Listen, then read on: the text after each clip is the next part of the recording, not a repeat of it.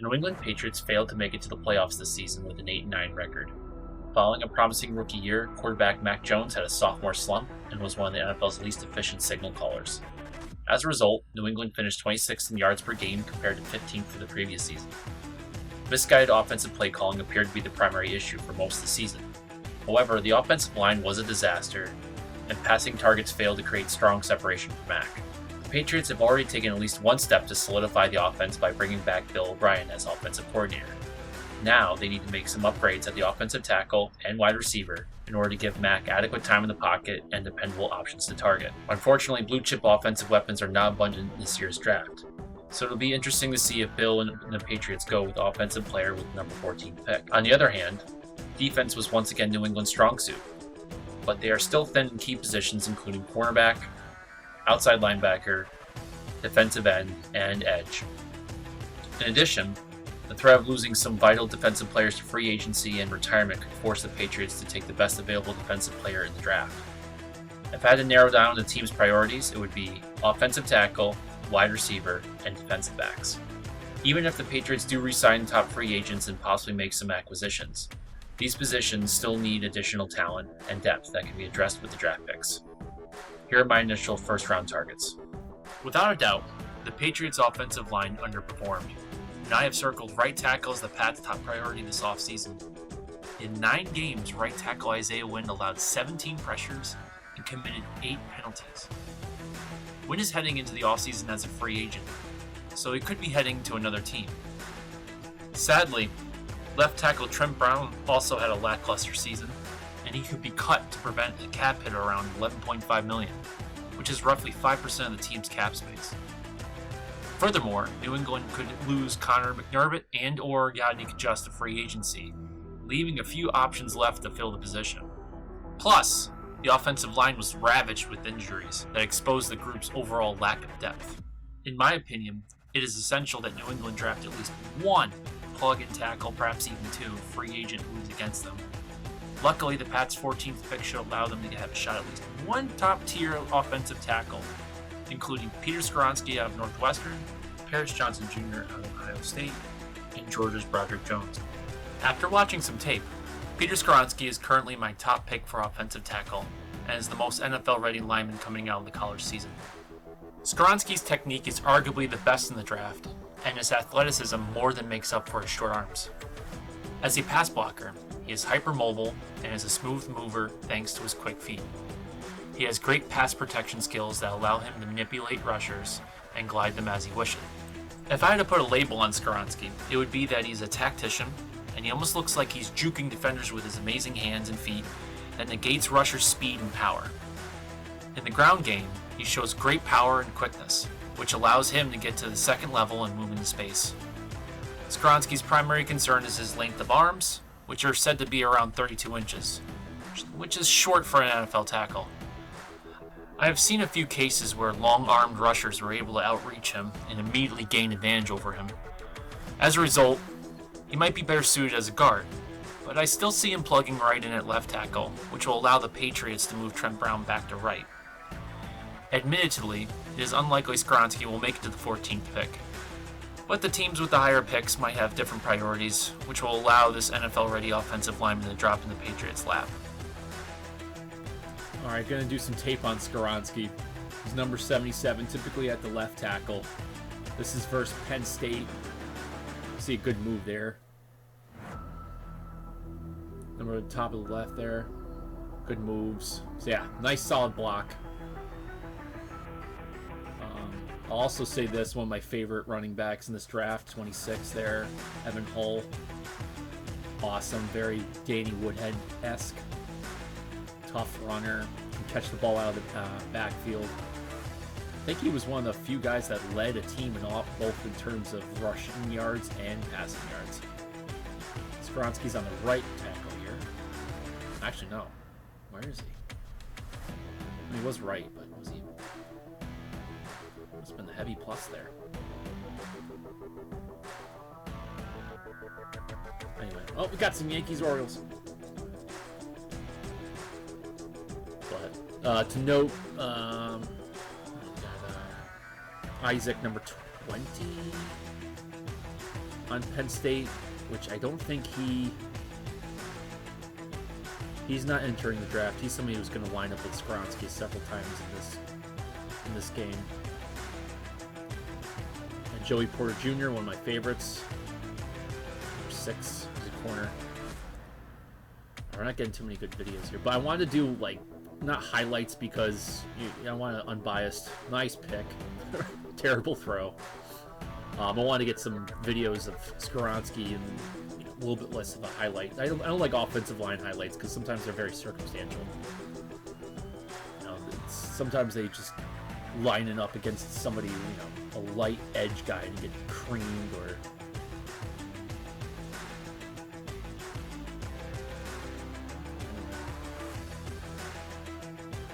Areas here. Good. All right, so now I wanted to point out a few things. Well, actually, one major thing, which is Skoronski's arm length, which is his concern. I agree with it. It is a concern because on the outside, you're looking for that guy who can definitely, on their drop, can just keep their arm, have their arms ready, and then the guy comes in and they just, right when they're not expecting it, they just extend those arms and they just punch the guy back and then forces them to make a move, and then they can just ride him out. Skoronski does not have massively long arms, so he has to engage. Now, luckily, the guy's built to be an offensive lineman. This is that classic silverback gorilla, big brown bear grizzly build where you can see on that one, he drops his weight. Once he locks you up, he drops his weight and he keeps his feet. Look at that. Just perfect. Exactly what he needs to do. Now, strength conditioning coaches, that's where you can tell that this guy has been working on his core strength, and there's a lot of ways you could do it. You could load up a dolly with some weight and have them sit and do rotations. Like, a really good one's getting a heavy bag and loading it up with some plates on it, and then have them do twists with it.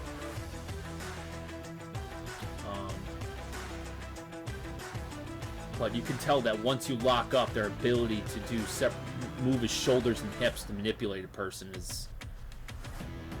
You're not going to find too many guys. Now, the other guys that are top guys in this draft, they're just super tall.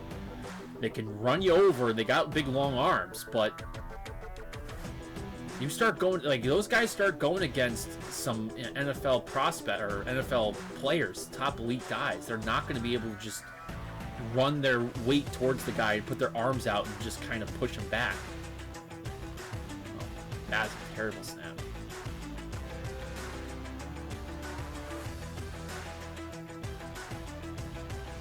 Ugh.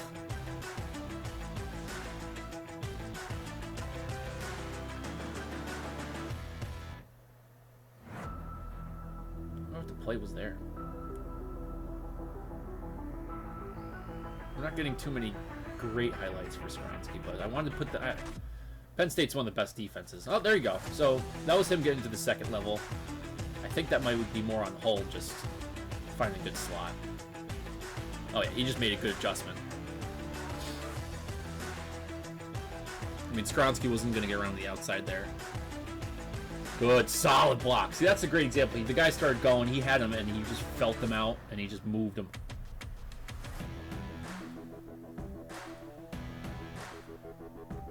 Locks him up, perfect.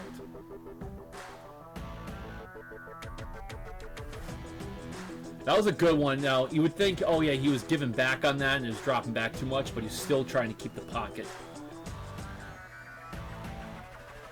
If he didn't actually take that guy back, he would have, well, the pocket collapsed in general. It's just number 76 on that side. He's not having a good day.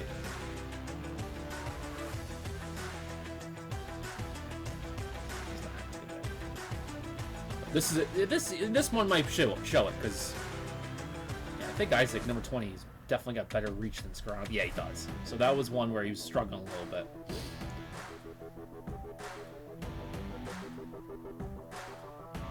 Number 46, just owned.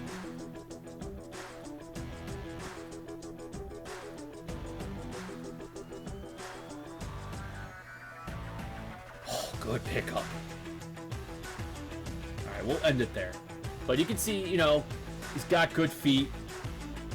Once you get locked up, you're screwed. The reach is an issue.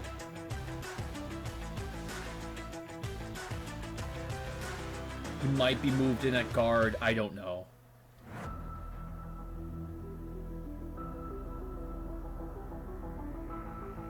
It's going to be one elite guard.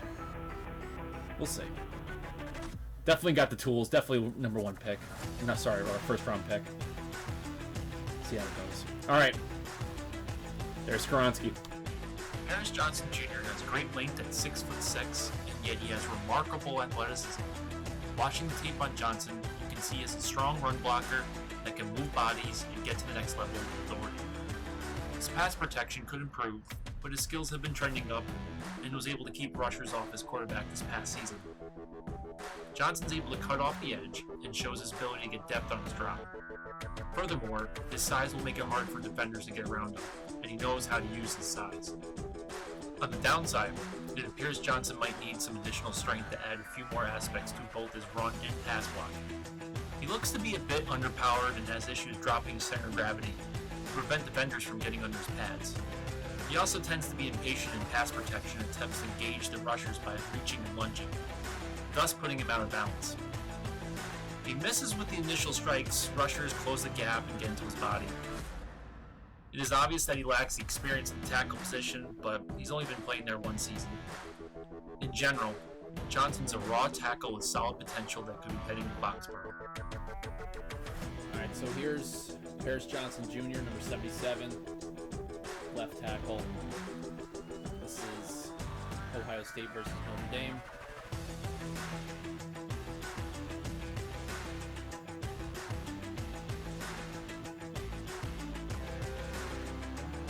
Good feet, nice long arms.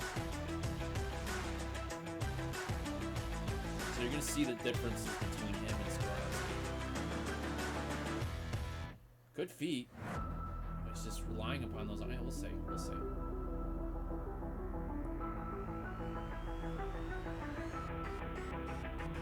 Notre Dame had a good rush this year, so I feel like we should see some good clips. Balanced, unbiased here. He's got those long arms, just letting those guys just not extend it, not getting that solid punch to get them out, get them away, make them move around. I mean, obviously he's physically manhandling them. Hopefully he can play up at the NFL level. I mean, who knows if he's playing down now? It doesn't seem like it. I mean, Notre Dame defense.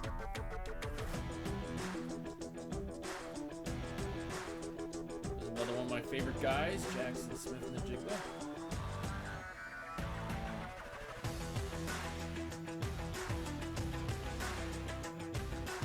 I'd like to see the Patriots take him, but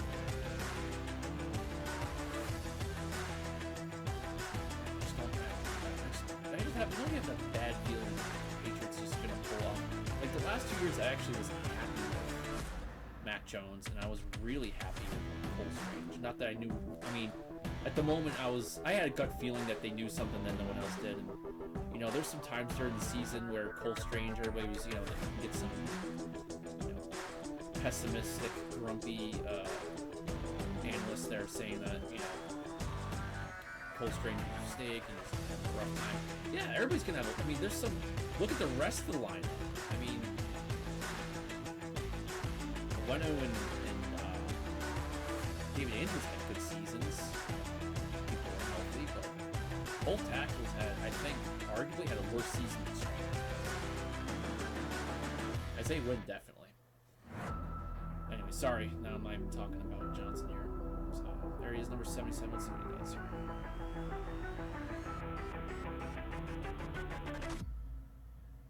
Settles his hips, but he needs. It's not a hip hinge back. It's a drop of the knees, which, you know, once you brace up, you're kind of forced to do that, because then if you pop your hips back, your balance is going back and you get tossed and run over.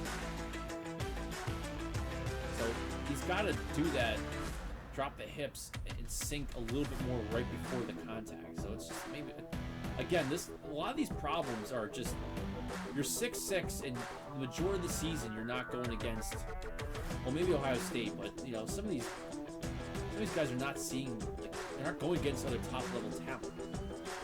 So maybe at the NFL level, some of these problems just clean up because it's out of necessity. Do or die. Admittedly, I'm being, very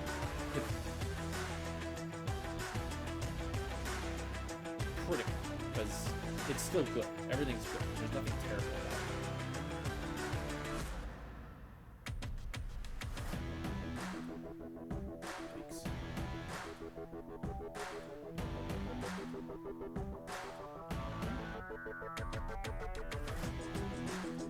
I haven't seen any mistakes so far, that's the thing. Comes back, that guy drops back, and he's like, nope, I'm gonna help here.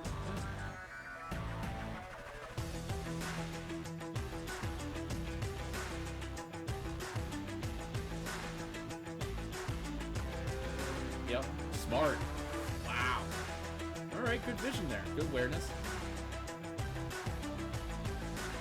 Good. And his first move is great. Great footwork for being 6'6", 300.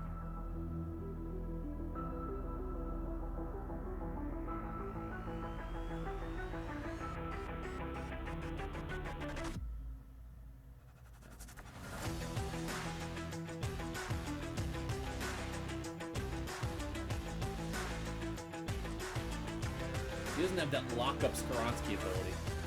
See, he gets into you, extends, and then, yep, see, you just make that move. He's got a patience and then finding the timing, the extension, punch right. See? Still has the long... That's the good thing. Still got those long arms. You get beat, all of a sudden you just get that reach out. You're at least going to take the guy off the track because, the guy's going to make a beeline right for his target. He's going to go for the quarterback or the runner. So if you can at least get your arm and move him and get him off balance, you're either going to put him on a longer arc, or you're going to disable his ability to make a tackle, or at least hit his target.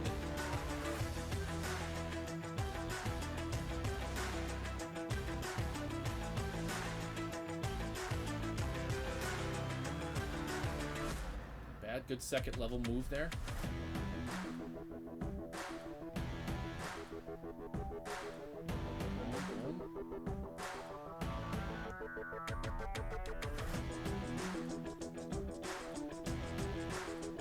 What's good is that he's got plan B and C. So if you miss it, he's off and the guy's going away from him, he automatically knows where his next assignment is.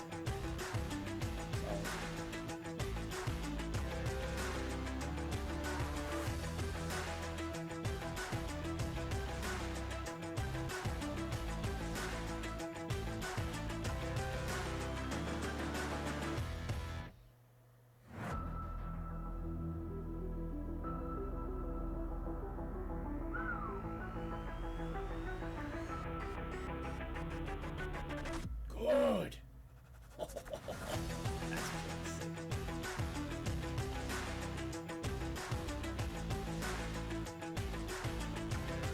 Perfect. Love it.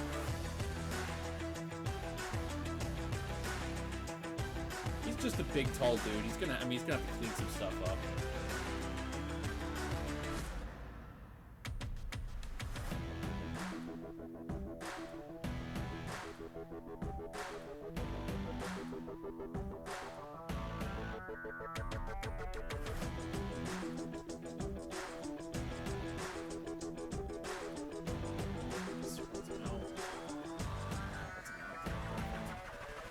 We'll end it there. Get to there. See how long those arms are? See, it's kind of, when you have long arms as a tackle, you kind of get even if you have a good D-end or an edge rusher trying to make a move on you, if you're tall and you got long arms, you're going to have the Lennox Lewis versus Mike Tyson situation. Lennox Lewis had a massive reach over Mike Tyson and was just able to every single time Mike would want to come in, make moves, because Mike Tyson's obviously extremely dangerous in that area, just step back, just extend that arm, punch, keep him off balance, never let him to get into rhythm.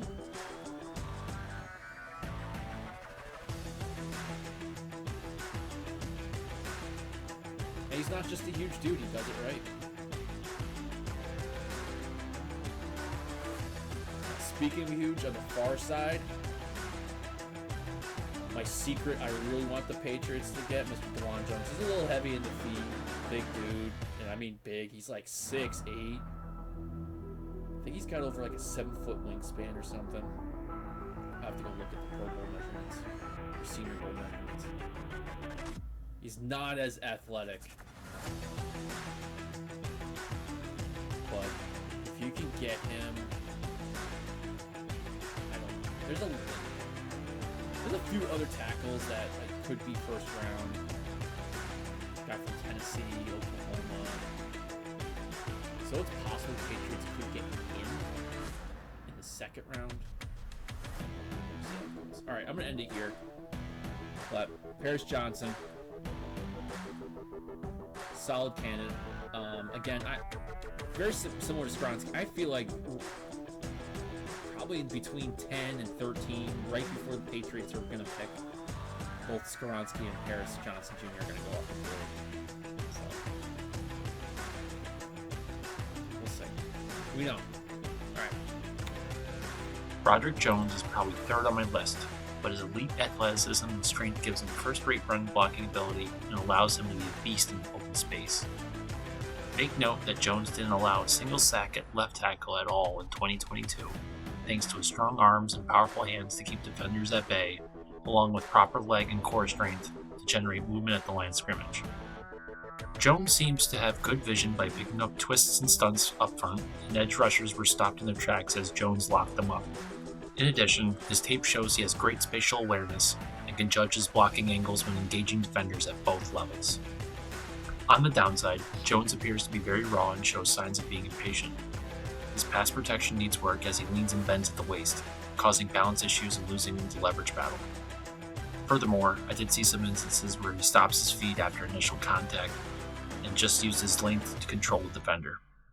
An NFL rusher will just take advantage of this and get around the corner or spin inside.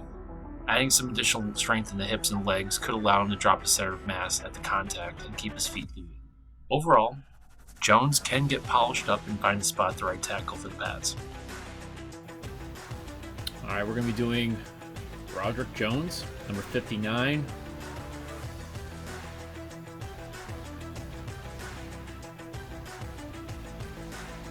This is not another highlight video. This is just the offensive clips from Georgia, Tennessee this past season.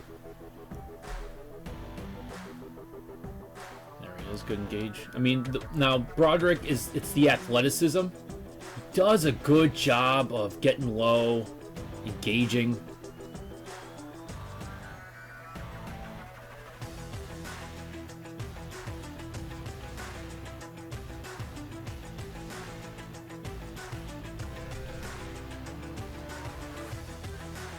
Tennessee had an athletic defense, so I'm hoping we can see something that's challenging him, but so far, nothing.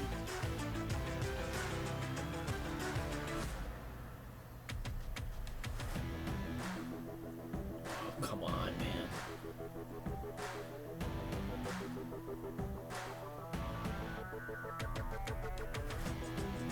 Nice ball.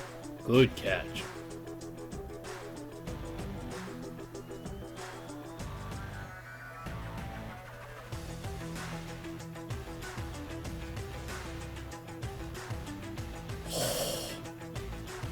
Oh, good block. Good job.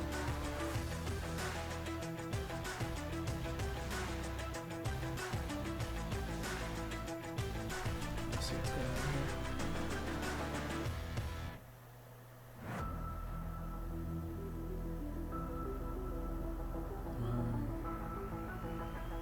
Good.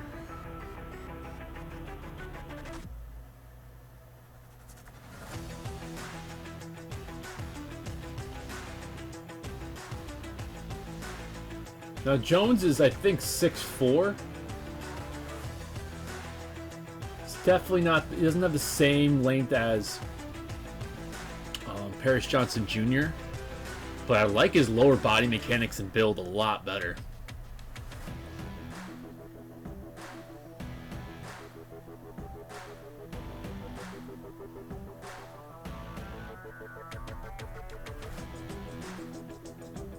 Let's see my friend Darnell Washington out here.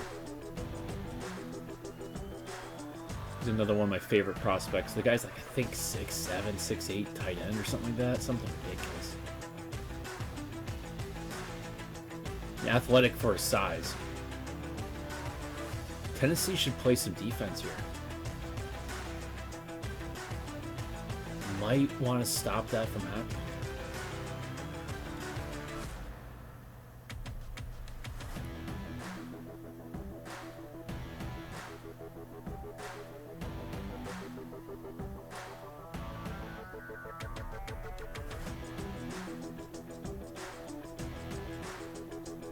I haven't seen anything that's been really challenging for him. I think he's... Oh, here we go.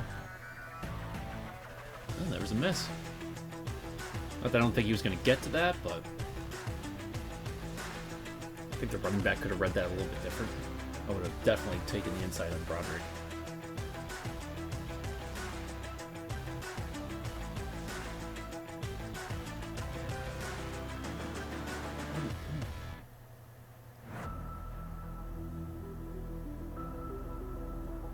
Is that good?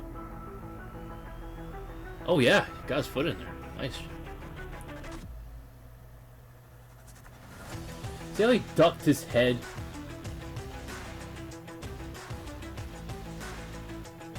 It's kind of like do like the idea of dropping your head like a bull to engage.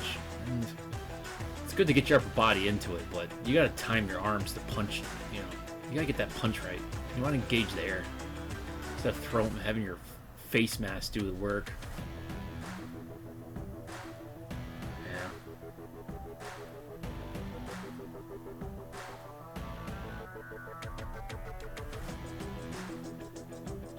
In that moment, you could... I mean, the guy's moving away from you, but... simply just extending your arms... Like, he's extending his arms and he's pushing himself back. You know, it's one thing if I extend my arms against something, am I pushing somebody forward, am I pushing myself back? And it's the ability to drop your hips...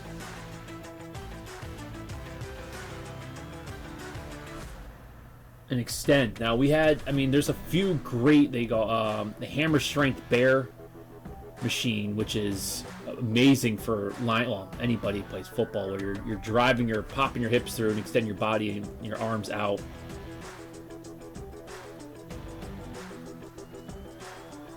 Hip drive to extension.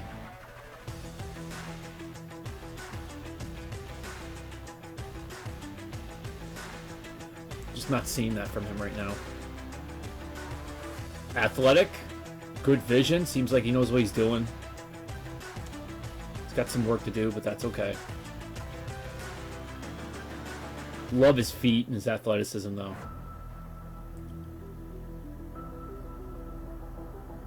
He's vicious. Yeah. He has no problem. Yep. Has no problem putting some pain into some people. Love it. Alright, I'm going to end it here. It looks like it's just...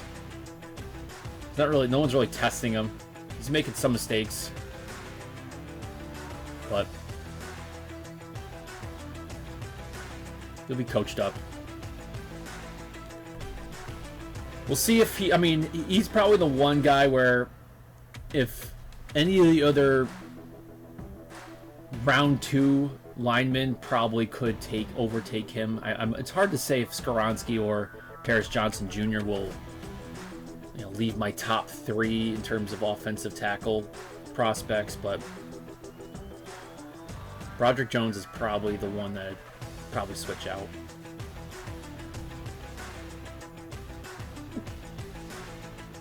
All right, I'll end it there. One last block. Yeah, see, it doesn't.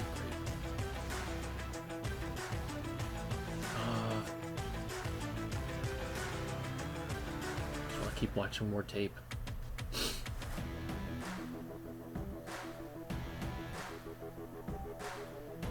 turning into a blowout. You can tell in everybody's body. Everybody knows it's done. All right, we'll end it there. With Jacoby Myers and Nelson Aguilar heading into free agency, finding a competent wide receiver in this draft is a must. Like the offensive line, this unit was beat up with numerous injuries and could use additional depth. At this point, the Patriots don't have anyone that can dictate coverage and make opposing defensive coordinators have sleepless nights. The receiver draft class has some depth with several first-round talents that offer both comprehensive abilities, but some have unique superlative traits that could be appealing for the Pats. I'm looking at TCU's Quentin Johnson, Jackson Smith-Njigba out of Ohio State, and USC's Jordan Addison as potential first-rounders for New England. TCU wide receiver Quentin Johnston could address the Patriots' need to have a bona fide number one wideout. Johnston does appear to have the potential to be an immediate wide receiver one with balanced size and speed, along with solid route running skills and reliable hands. The Pats have had a rough go in the red zone this year, so Johnston's 6'3", 215-pound frame, along with his length, vertical, and strong hands, could make him a red zone and sideline weapon. Moreover, he is surprisingly twitchy for his size, along with solid top-end speed makes him a great threat at all levels. The big takeaway from Johnston's tape is his yards after catch talents, with solid cutting ability that sets up his capacity to burst into the open field. Johnston is considered the top wideout prospect in this draft, so it's very possible he's not available at 14. All right, we're going to do some Quentin Johnson. Going to be wide receiver highlights, so it's going to be all these great catches, wide open touchdowns, but it'll give us enough. You can see the big thing about him is it's just the size and speed combination. Patriots lack this general bona fide number one prospect.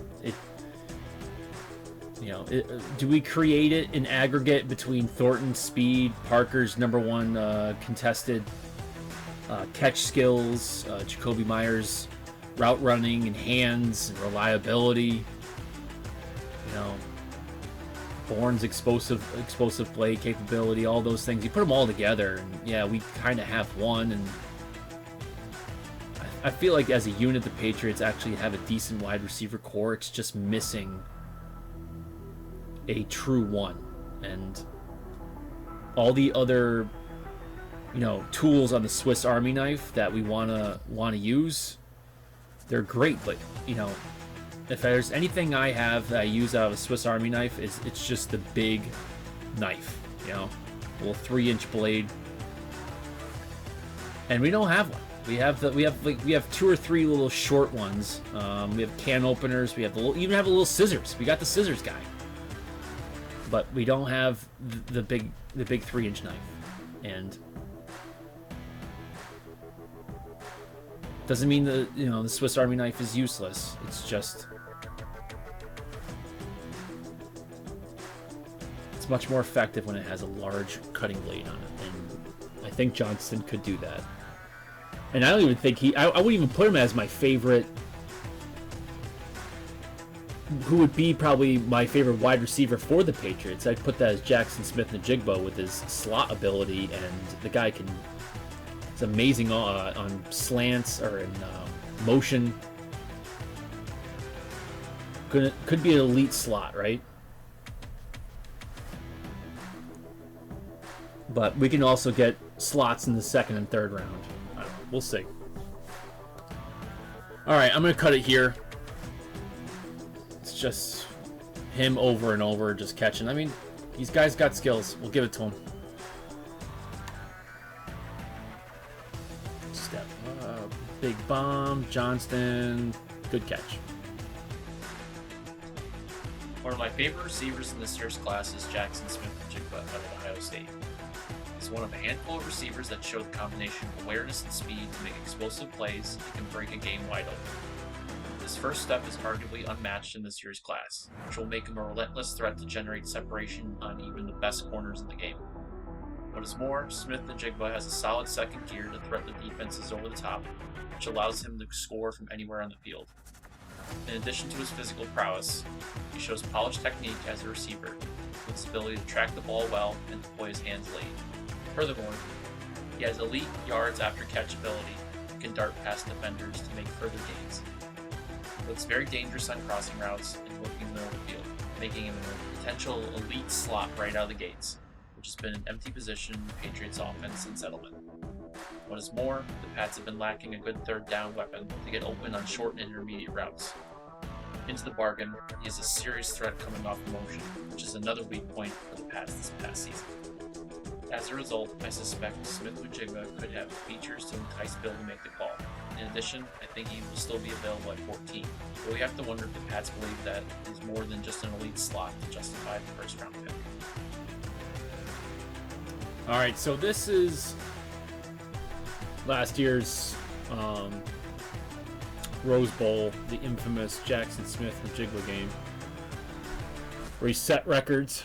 So this is all his highlights, but you should be able to see just about everything this guy can offer, even though it's a year old.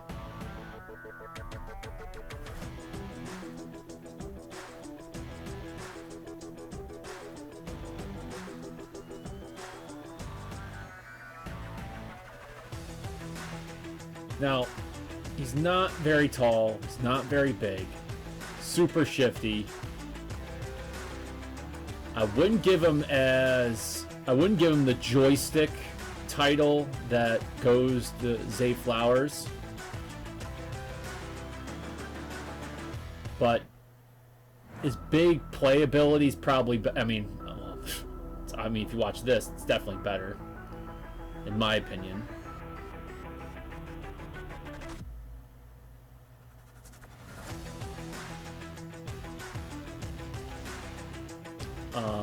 Now, my concern with him, I mean, he's going to be quick, and you can see that he's not ultra top end fast, and there's some things he could work on.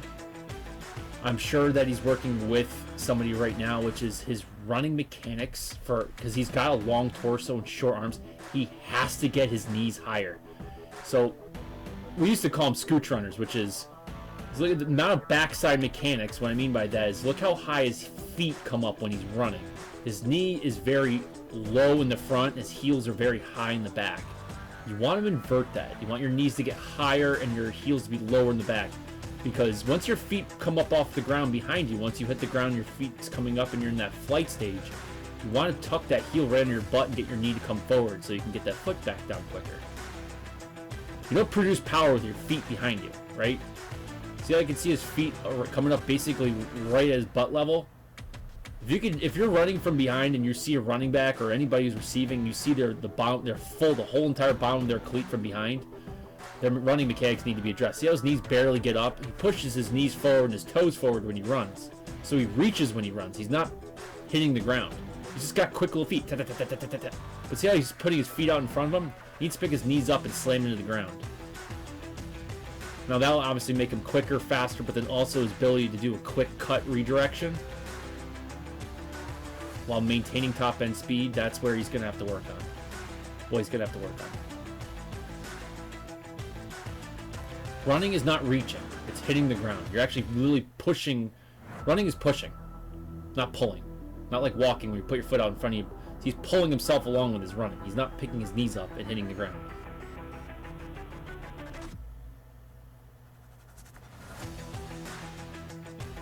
Which, that second gear is just not really there. People love this guy, and I do too, but that the ability, see, like, he gets the corner, he's just not changing his posture and getting his knees up, and it's just not, you're not seeing that pop into second gear and slam the throttle. Maybe he has it.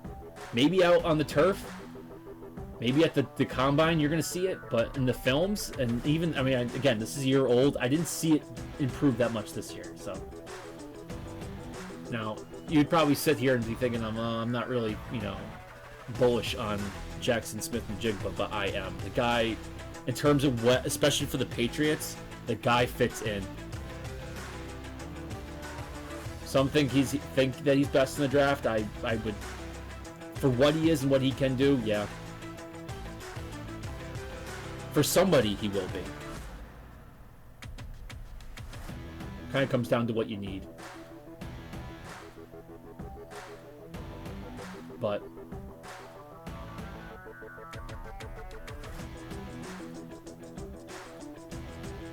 not a lot of people make that catch in college.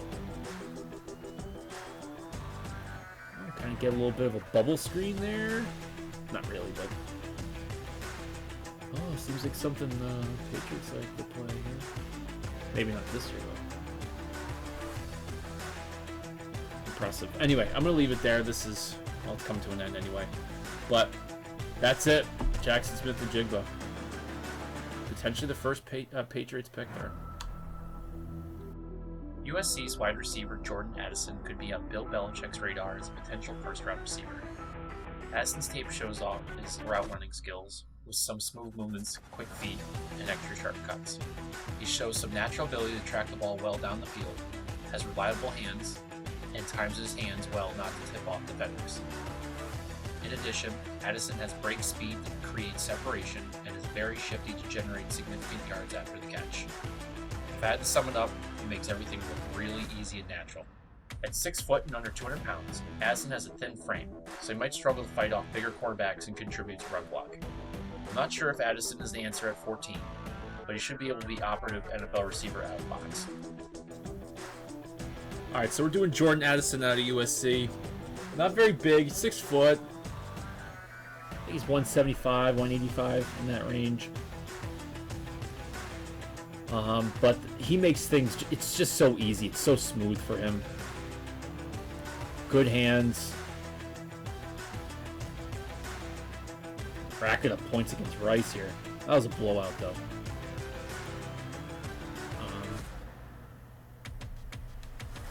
I'm not sure if he's like a good slot. Not sure if he's physical enough to be, you know, on the outside and wide out there on the exterior, really working that. He's really good. I just don't know where to place him really with the Patriots right now. Aguilar's gone, and I mean, it's maybe he is kind of Myers-esque. I don't know. Maybe that's what he is.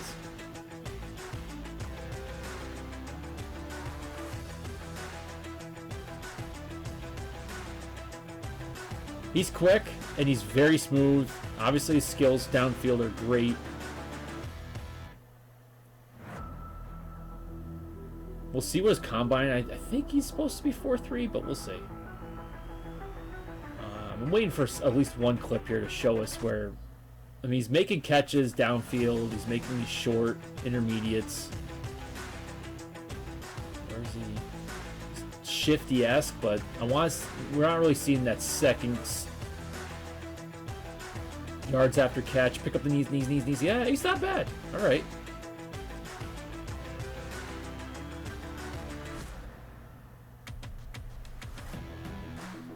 It's tough.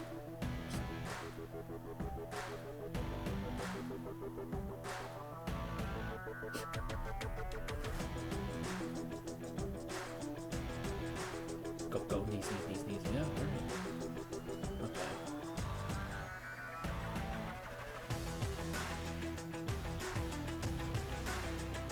Whew. That's embarrassing.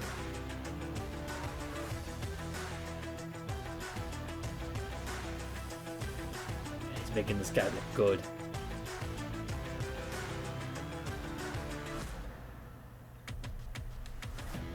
Yeah. The dude knows how to turn and accelerate.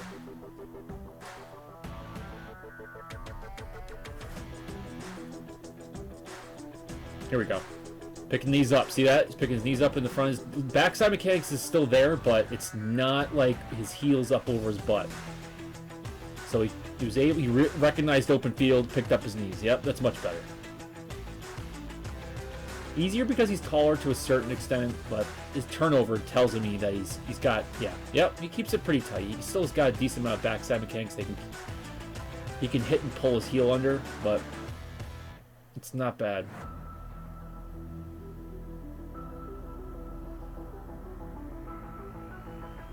Now, admittedly, doing that while you're wearing pads and now playing the field and you're picking your own, trying to read and see where you're going to go, make decisions. It's hard to have that, but that's what makes you a professional, right? You don't just look good in the strength conditioning room and facility. You're not just looking good on turf and your speed drills. You don't look good with just your pads off. In the middle of the game, you're able to practice and apply what you practice. Is there a transfer? And I think so. All right, we're going to end it here because it's just more him just making things look real easy. Making this quarterback look great. One last one. Why not? Why not? Knees up, knees up, knees up, knees up, knees up. Yep. Good. Stuck with it the whole way. All right, we'll end it there. Jordan Addison. Will the Patriots take him? I'm not sure. I don't suspect. I think he'll be there at 14. The question is, do the Pats see him as a potential replacement or an instant plug-in wide receiver? I think so. See how it goes.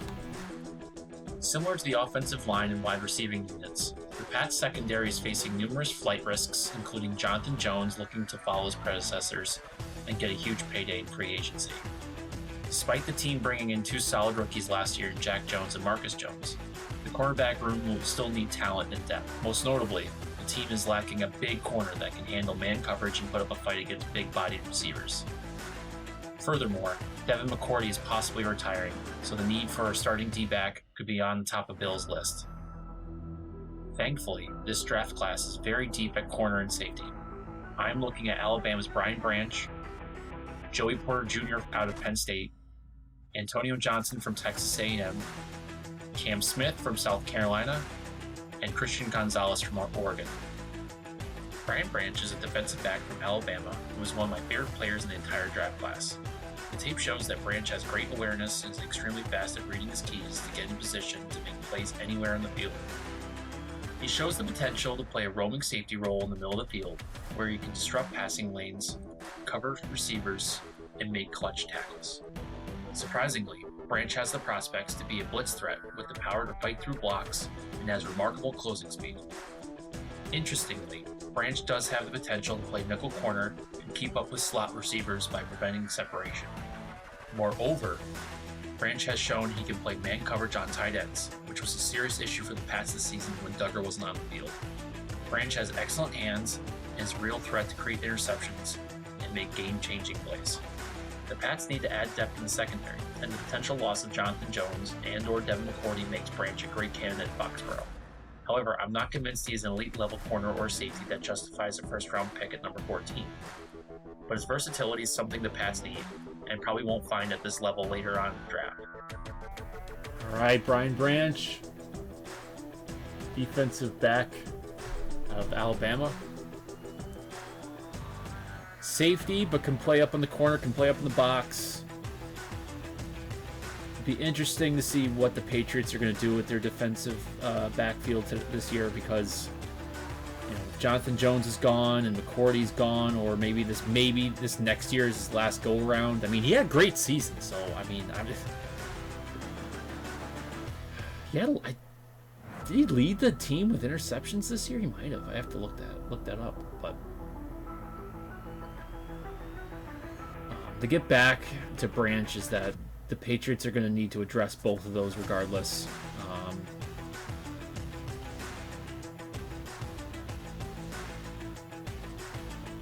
And having a generalist D-back that can play decent at both, if not really good safety and a solid corner,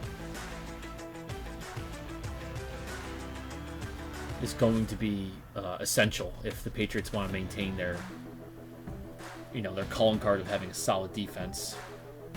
And we know the Patriots love versatile players. So he's just making moves. He's reading the play and he's making moves. And when he grabs, I mean, he might, even if he doesn't square up and get a solid hit on the guy, which he did there. That guy had him by about 30 pounds, it looks like. You're not getting rid of him. Like, his hands are just digging in like claws.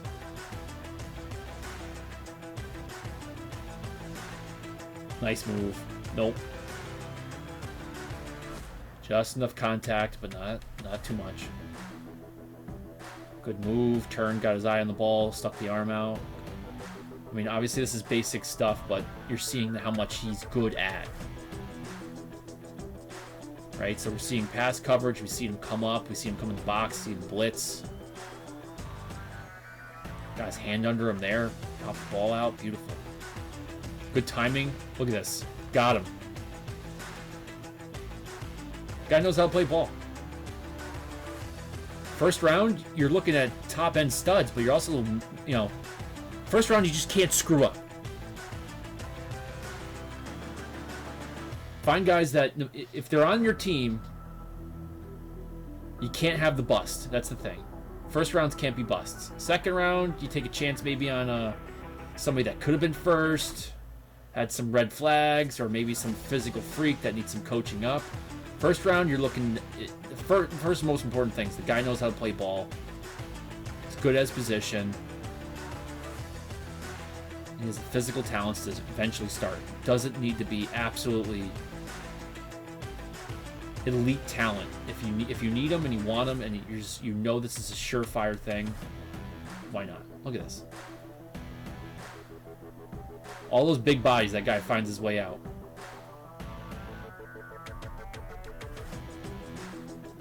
Oh.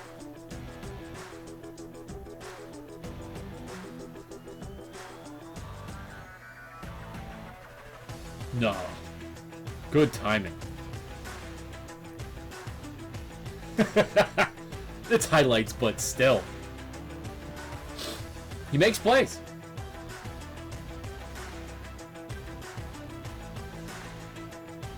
Not too many of those on the Patriots, really.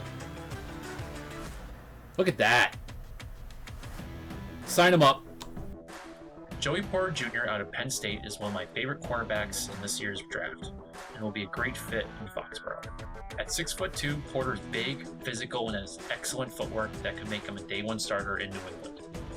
He would fill the role of matching up against big receivers and cover lots of space with his crazy length. Porter's tape shows that he's the prototypical press man corner that is surprisingly fast and does not let receivers get over the top of him. The only downside is he, quote, lacks playmaking ability and is not the best candidate to play off man or zone or also cover the slot. Despite these setbacks, Porter will fill that role the Patriots need and has the plus of returning kicks on special teams. Unfortunately, I don't expect him to make it to 14. All right, we're going to be doing Joey Porter Jr. now, cornerback out of Penn State. Big, tall. Definitely can match up against the larger wide receivers, something the Patriots have been missing for a while. We've had some decent ones. I think the last one might have been Talib, really, to have somebody who's just that matches up like this.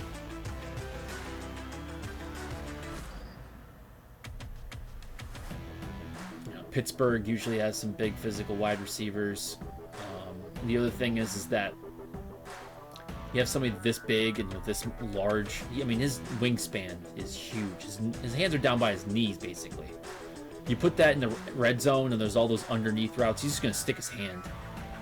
Yeah, he's just going to pop that hand in there. Even with the fast guys, if he matches up and they're trying to come across, they're just going to try to dump it right in there, slip it right in, pop, done. So that's been killer, both in third down and the red zone for the Patriots. And I think almost everybody struggles with that defensively. So it's the reason why I think he's our best shot at, the best prospect for corner.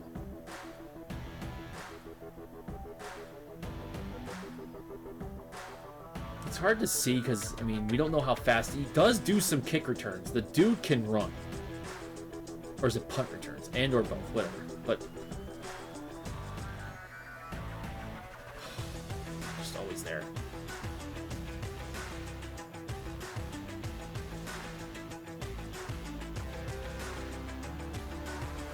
Nope. Yeah, it's just denying everybody everywhere. See ya. No shot. I like that. It's nice to see. I like Jack Jones. I like Marcus Jones. See if Jonathan Jones is going to stay. Mills, man, kind of, And especially if we lose Jonathan Jones, I think, Jack and Marcus could step up a little bit there. But you're going to need to replace that talent in some way. And if you're going to replace him, it might as well be something that we don't have. Anyway, we're going to end it there. We'll see if we get him at 14. He's probably going to be taken off the list earlier than that, but if he's there, hopefully the Patriots pick him up. Texas A&M's Antonio Johnson has the prospects to be a Swiss Army knife that can really take away an assortment of offensive weapons. At 6'3", 200 pounds, Johnson can manage man coverage on slot receivers or on tight ends, as well as play as safety in the middle of the field, play a dime linebacker role. He's a blitzer, and even an outside corner. If you watch his tape, Johnson does have big-time potential on the outside with his size and speed, but he really shows his tremendous potential at nickel corner thanks to his ability to be sticky with fluid athleticism and respectable speed. Johnson has the potential to be an exceptional safety thanks to his size and speed to eat up ground combined with outstanding instincts. Interestingly, he can also be a great dime linebacker due to his ability to find the ball and willingness to make tackles anywhere on the field. For the Pats, Johnson could be a hybrid defensive player that could fill numerous holes and add depth at several positions. But for me, Johnson's added threat of a nickel backer is incredibly intriguing because he could be the solution to stopping those drag, slant, dig, and underneath routes that have plagued the Patriots over the past few years. Admittedly, I don't expect the Patriots will take him at 14, but I wouldn't be upset if they did. All right, Antonio Johnson, another versatile D-back from Texas A&M. Safety, corner, combo, but I'm going to put him as a nickel backer. This guy's a nickel linebacker. This guy is big, physical, and if you just watch how he plays, he's like a linebacker that can play coverage, which is very scary.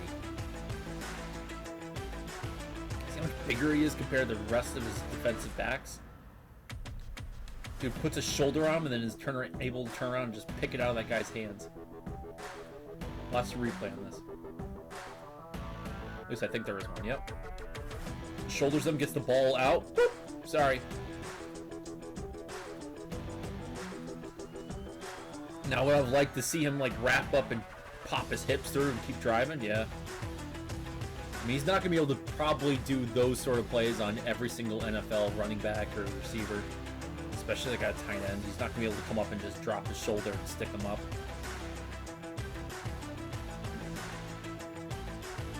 Maybe. I don't know. He's big enough. See how he's playing, though?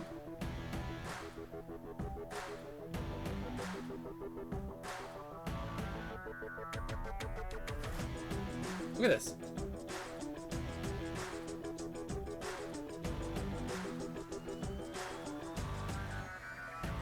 he a linebacker?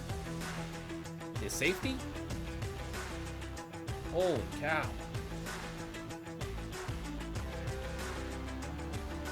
Taller than most of the DNs.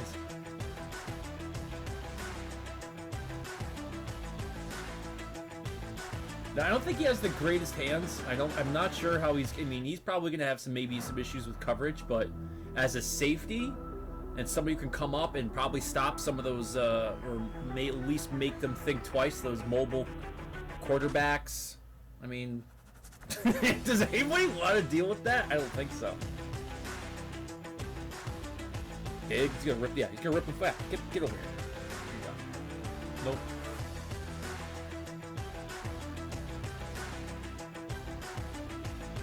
Nice work. He's got. I mean, his tackling. He looks like he's got to wrap up. I don't know if he's got the greatest hands to keep, on these guys. We'll see. Oh.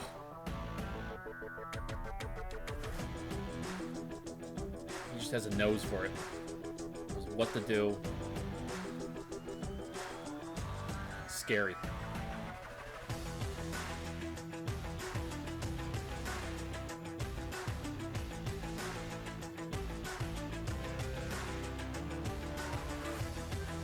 Yeah, who wants to deal with that guy?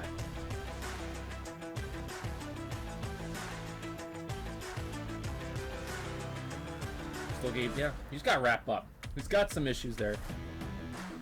He goes for the hard hit with the shoulder, but which makes plays. Gets forced fumbles. Does that. Now, as a Patriots fan, you don't want that?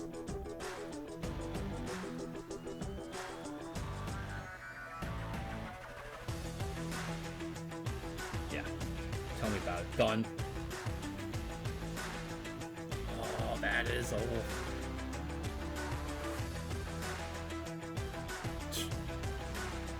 We'll see. I doubt the Patriots will take him, but I'd love it. Hell of a talent.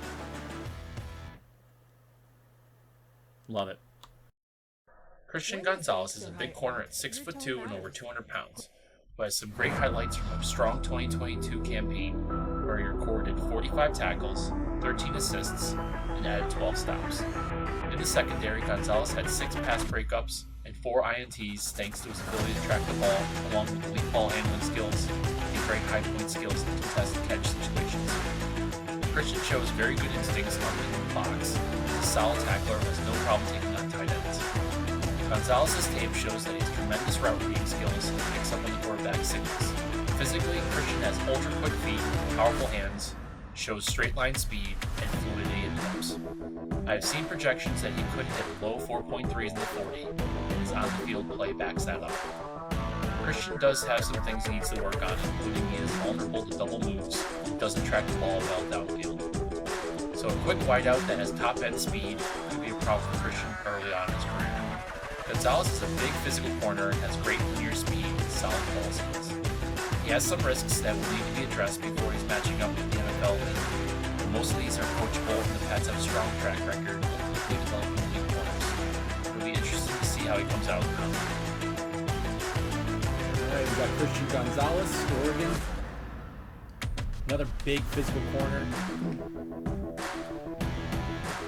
He had several picks this year. As a corner, he's very similar to Joey Porter in terms of size. I don't think he's got the same length as he does. Might be more of that big playmaker.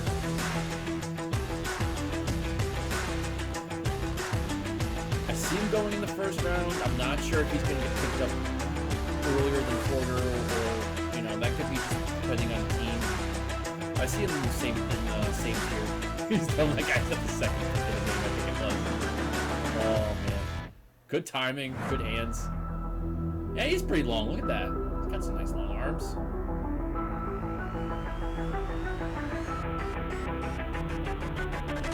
Oh, what are you doing? It's fast too. Look at that. Pick right up. Let's see if we can get an open arm. We're not going to get it.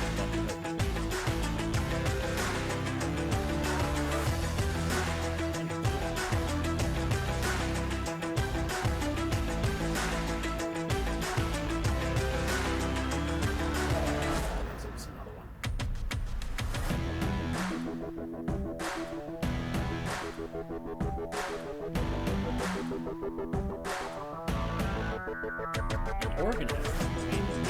I like their, how much they switch up their uniforms. It's fun. I mean, that doesn't make sense at all. Nice move.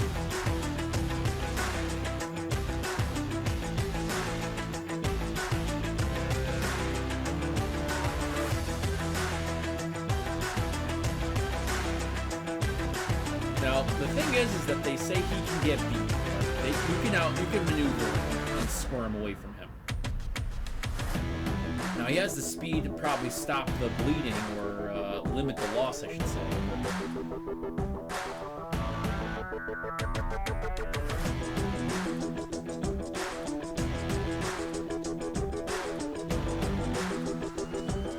Guy knows what he's doing.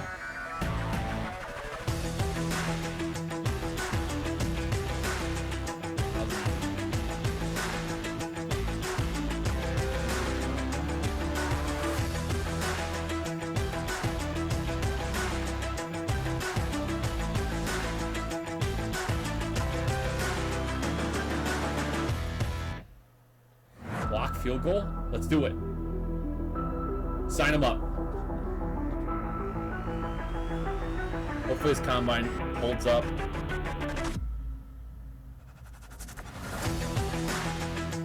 Good hit. I wouldn't mind it.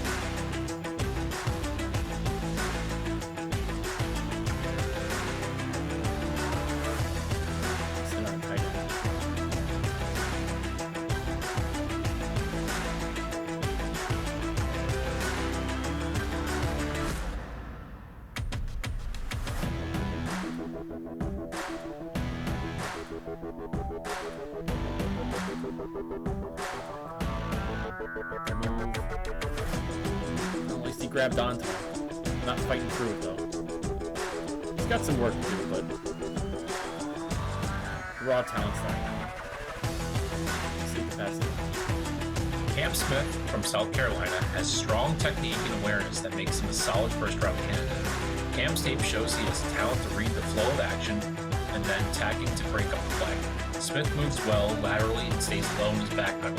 He also explodes out of his back pedal and has an exceptional closing speed that can help him jump across routes and utilizes some skills to snag an interception. Cam looks sticky with his quick feet and is able to mirror receivers underneath. His fluid hips allow him to turn and quickly accelerate to the top end speed downfield when required. Moreover, his attitude and competitiveness is evident in his game tape. Smith has a very well-rounded profile with the length and speed to ultimately develop into a starter in the NFL. On the downside, Cam doesn't appear to be the strongest corner in his class. His man coverage suffers from it. In addition, he's not the best tackler, so his contribution to the run game will be questionable. His combine numbers will be key to see if he has the physical prowess to be operative against the elite AFC receivers early on in his career. All right, we got Cam Smith, South Carolina. Solid corner. A lot of people have him as the top cornerback in this draft. I can't argue against that too much. He's probably the most polished, well-rounded. What else would you say? No major red flags or issues. Nothing that's obvious. He's not the biggest or the fastest. But I think this corner class has to do with what you need. I know I'm leaning more towards Porter Jr., but I would not be upset if the Patriots took him. The guy just obviously knows what he's doing. He can make big plays.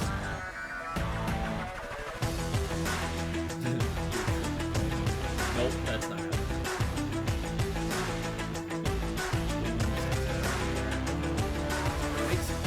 That he watches the wide receiver. Once the wide receiver starts to make the play or make a move, he closes the gap. Yep. And he just waits for that ball.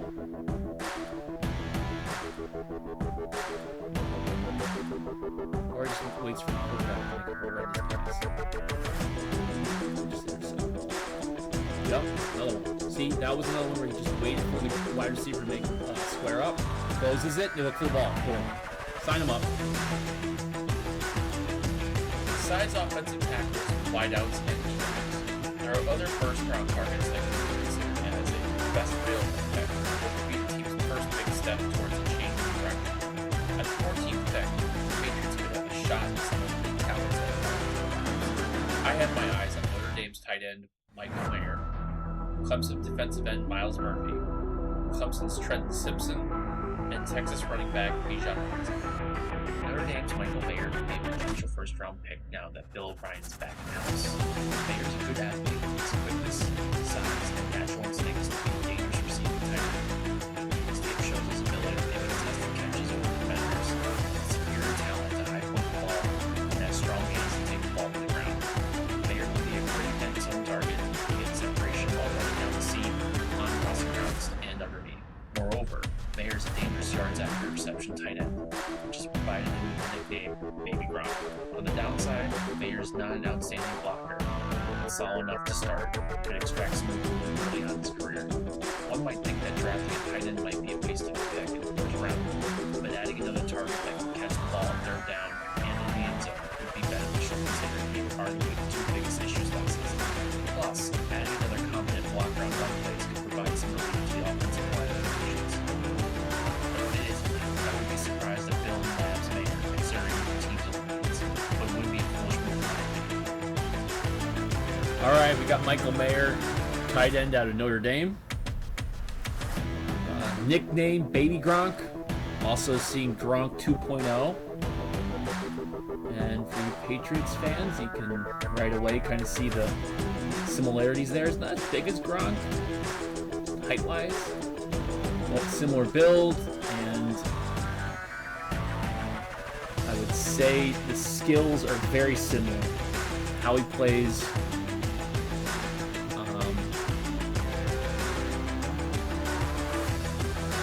I'm going to be straight up. I think the tight ends have been...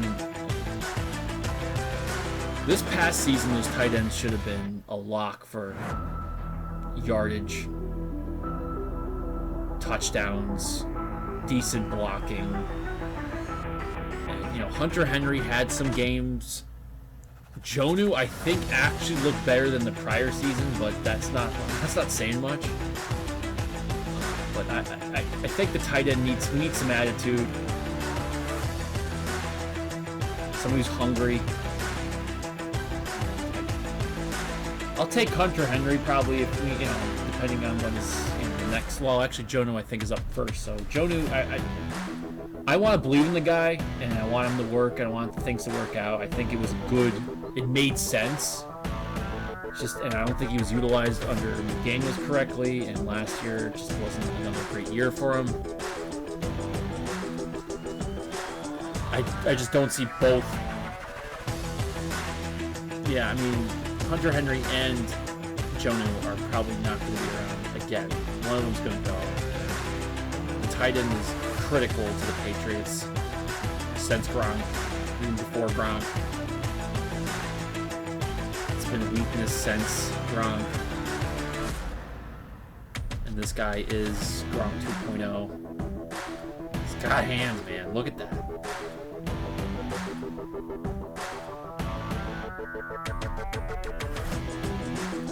Look at that block. Sealed it right off, guy's hip right in the hole. Rolled him right over.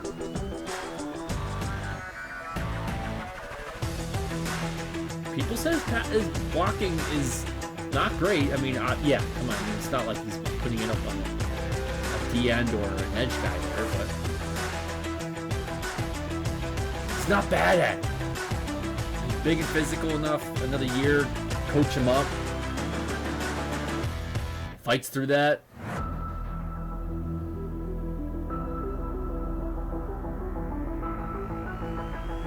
Again, people are gonna be like, "Well, we don't need that. We don't need it. You know, we don't need it." Well, you know, we need playmakers.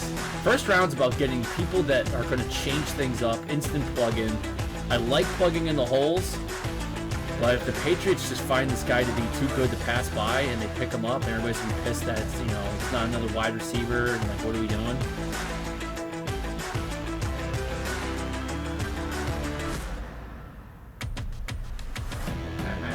Just seems like it would be a good fit. That's why it's best available. We'll see how it goes. Gets my vote. Clemson defensive end Myles Murphy is a big and powerful defender at 6'5" and 275 pounds. Murphy is a resolute run defender who sets the edge and uses his strength to hold his gap. Myles is proficient at shedding blocks and can blast his way into the backfield and blow up the run. He shows the potential to be a terrorizing pass rusher with a dynamic skill set that should allow him to get to the quarterback at the NFL level.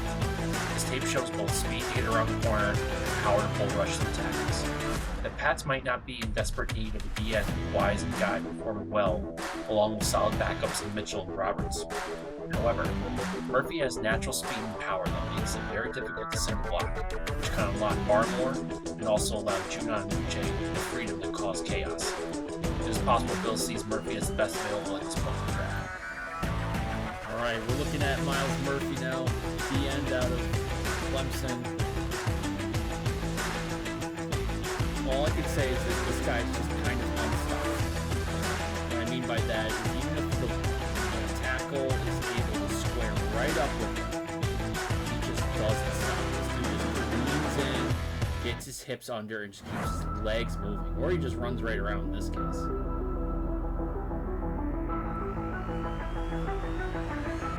So physical. Super fast. It's just like that solid guy that, you know, you're putting your weight into him, and you know you're at least trying to do your best to control him to a certain extent. But you don't realize that he's moving the whole system. He's moving this whole guy. The guy kind of had a decent block on him. He just kept moving, got under him, got his hips low, kept his legs moving, got his arm up, and his was able to lock that up and then kept his free hand and was able to make the move on that, make the tackle, make the play with his right arm. Same thing there. Not exactly a blown tackle, he's just beating. That was hey, he still made the play. He was on the main block, he still made the play. Done. Yeah.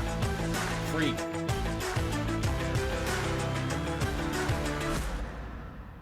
Yeah, and this is another situation. Yeah, it's a best available. I don't know.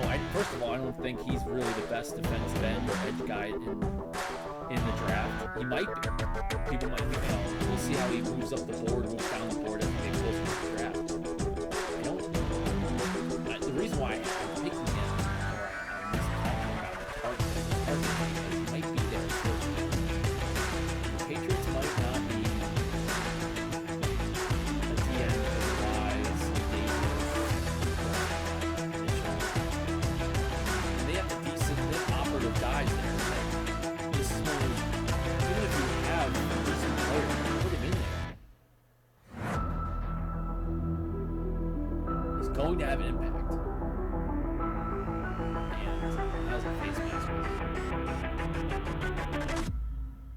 Keeps his legs moving.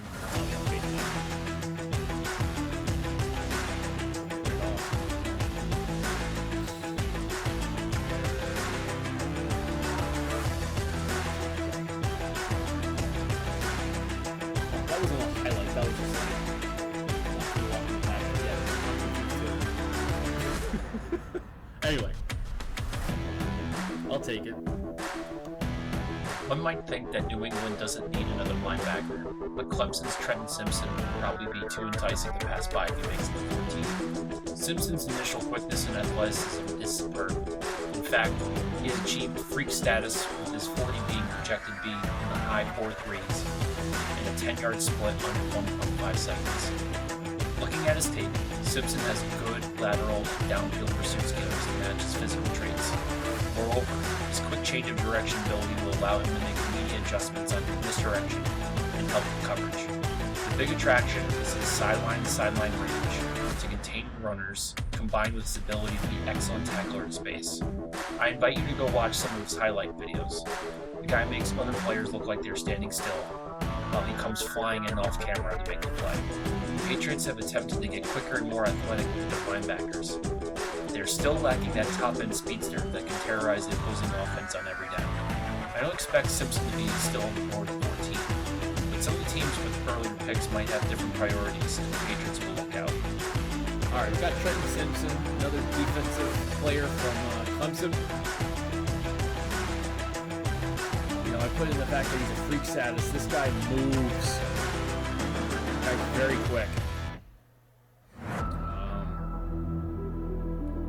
Some sort of linebacker, big corner, safety, hybrid. Now, why? It's possible. I think he's probably going to go earlier, but again, I'm surprised how many quarterbacks are projected to go ahead of him. I don't think this quarterback class is great, so it'll be interesting if really like 4 or 5 quarterbacks really do go, you know, in the first 14 picks, 13 picks. But if you have like 4 or 5 quarterbacks, you got a few defensive guys that should go, and potentially 2 linemen before the Patriots get the pick. It's possible the Patriots have a shot at most of these best availables. And Trenton Simpson, I know we don't really need an outside linebacker right now, but just watch these highlights and see how fast this guy makes moves, and tell me the Patriots still don't need to get faster at linebacker. Still do.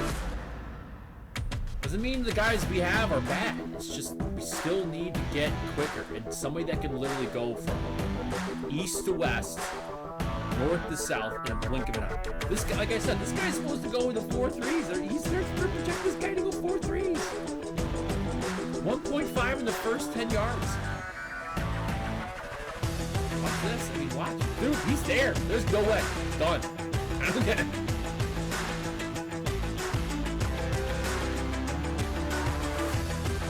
Now, it's possible, and most likely, he's not going to, go unchecked at the NFL level. But if he does, that's going to happen. We still need a linebacker to do a little QB spy on some of our more mobile and athletic quarterbacks out there. It'll be interesting to see how. Oh yeah. He's not there. I just don't like how.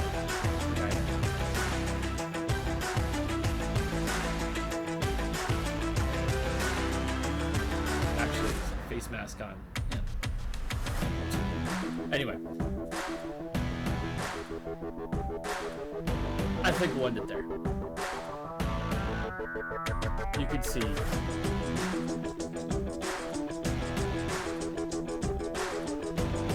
Can't say the Pats don't need that. Texas running back Bijan Robinson had an impressive 2022, where he averaged 6 yards per carry from 1,580 yards.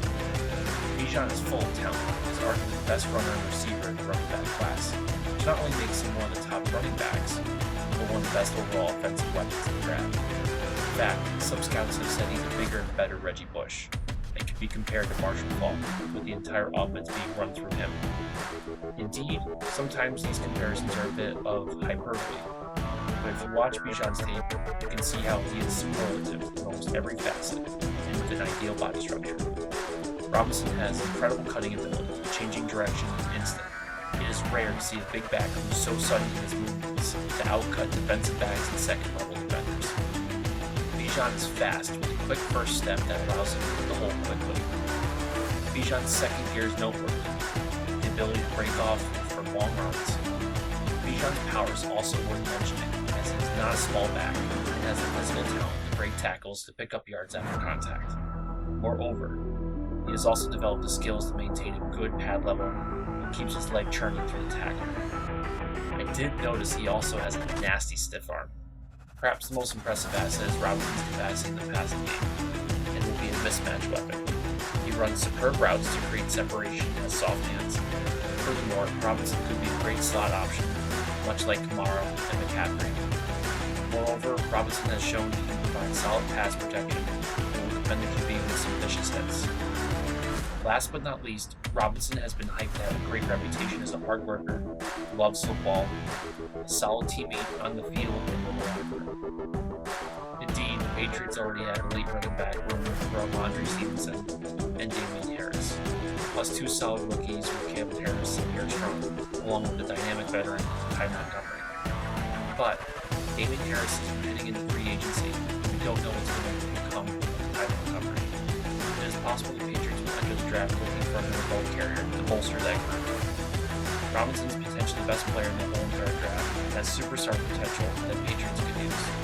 Keep in mind, New England has yet to find a legitimate replacement for James White, and the third down conversion rate proved that. Into the bargain, Robinson could spend time at the potential slot receiver to help fill that role when needed. Bill once said, "It is hard to find anyone's role on our team. It's the same week to week." If he's there at 14, the Patriots should strongly consider taking advantage of the opportunity. All right, Bijan Robinson, running back from Texas, without a doubt, the best running back in the draft, possibly top 5, top 3 best players in the draft. This guy's fast, powerful, comprehensive skill set. And like I said, this guy is an offensive weapon. And I know I pointed out that, this guy is very Christian McCaffrey-esque. Maybe not in terms of build, but the idea that the guy can take it out of the backfield and then his ability to catch a ball and run routes. The guy doesn't like a wide receiver, and yet he's built like a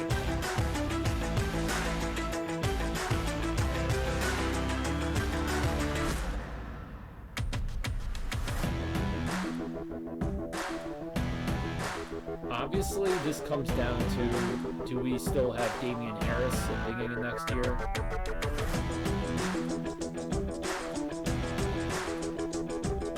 But even if we do, we still don't have that scat,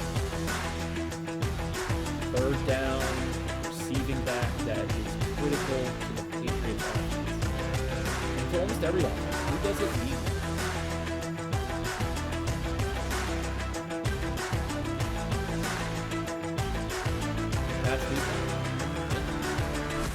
Can Ramondre do stuff like that? Yeah. Do we want Ramondre doing that all the time? No. That guy was, he was it for October. And then by like Thanksgiving, the dude was starting to like show signs, and then that was it. And that shouldn't be the case. Now, Damian was out, and Damian, he was out for what? Didn't he get injured twice? I'm not going to blame Damian Harris for being injured.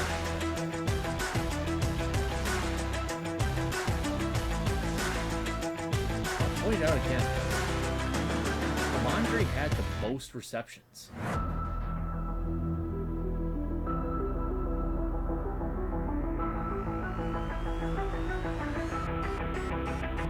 We don't have people that do that.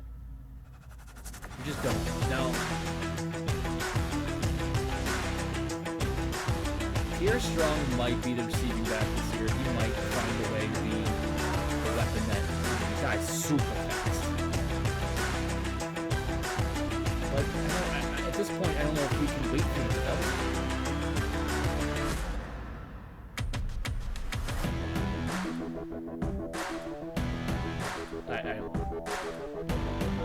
I don't know how anybody can really, if you don't.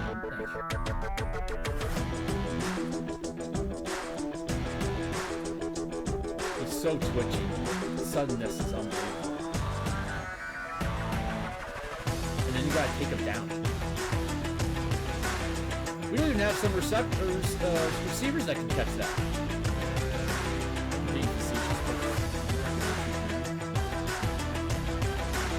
Anyway, I'm not gonna go on too much on Robinson here,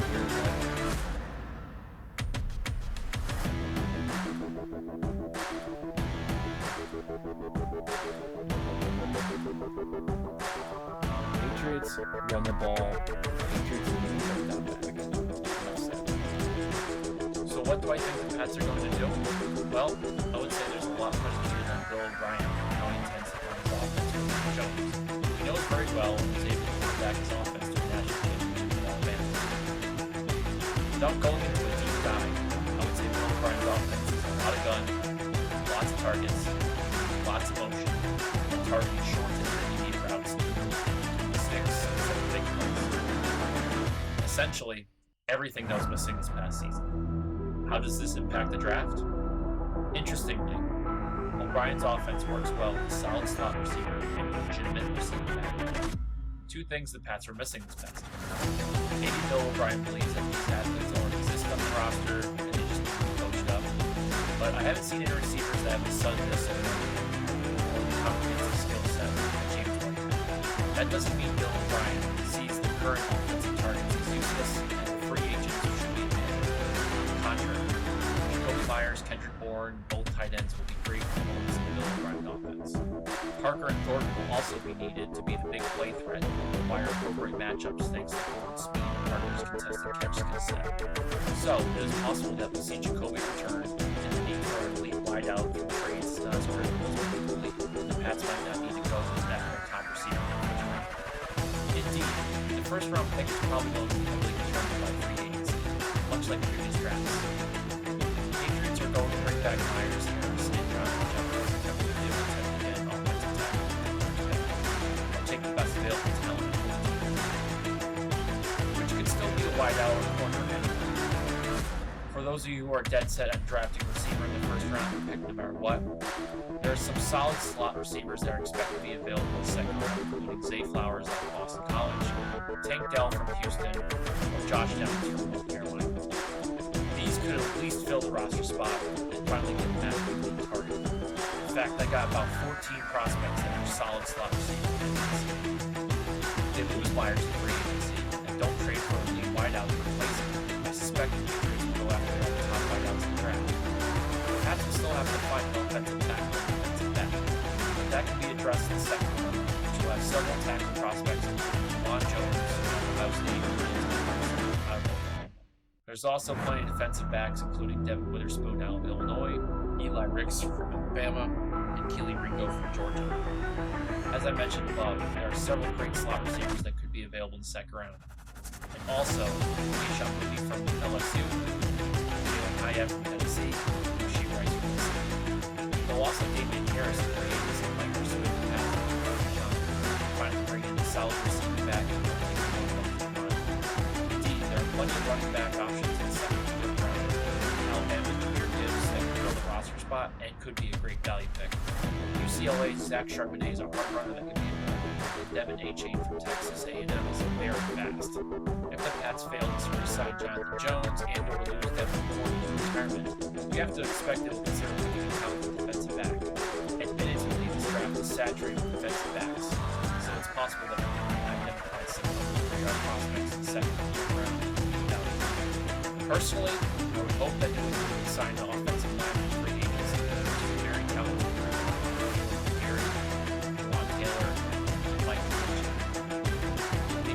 Top tackle in free agency or decide to stick with it, could move Mike pick in the second or third round and allow them to go with the best available pick at 14, or possibly trade back for a better value pick. So what is going to be the first pick? Assuming the Patriots don't get an offensive lineman in free agency, I would guess the Patriots will go with the best available offensive tackle in round 1, slot receiver in round 2, and defensive back in round 3. If the Patriots do get a starting offensive tackle in free agency, I would think they would go with the best available talent or top defensive back in 1, slot receiver in round 2, and offensive tackle. Who's my favorite prospect? If I had to pick one for the Patriots, I would actually go with Bijan Robinson at this point. Like I said above, he's possibly the best player in the whole draft, and without a doubt, NFL ready with a short list of weaknesses. Again, I realize New England doesn't necessarily need another running back because of Ramondre and Mooney, and that running backs are not as coveted as they used to be decades ago. But New England offense was one he got worn down at the end of the year because he had over 200 attempts and a team with 69 receptions. Yes, Ramondre led the team in receptions.